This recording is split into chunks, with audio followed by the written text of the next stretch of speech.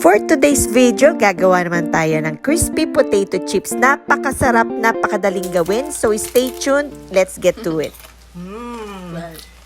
Yan, no? Yeah. First step is to wash your potatoes. Make sure na malinis kasi hindi natin tatanggalin yung skin. And after that, hihiwain natin ng maninipis.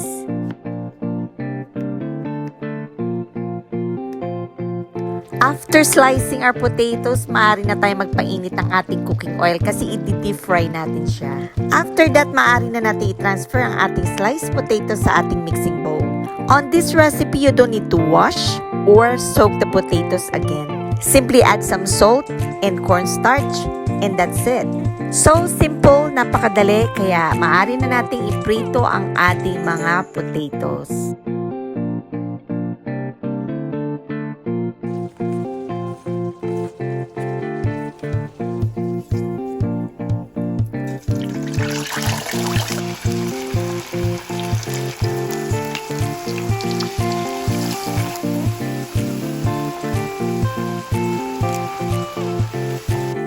Gagamit lang ako ng paper towels para ma-remove natin yung mga excess oil from the potatoes.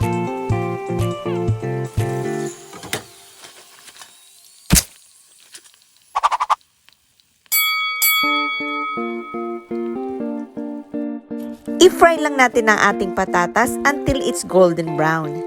After nating ma-fry and na-drain na natin yung excess oil ng ating patatas, maaari na nating i-season ang ating potato. It's either with salt or kung anong seasoning ang available dyan sa inyo. Please try this simple recipe at home. Tiyak magugustuhan nyo at ng family nyo. Thanks for watching and I hope to see you all soon. Bye for now!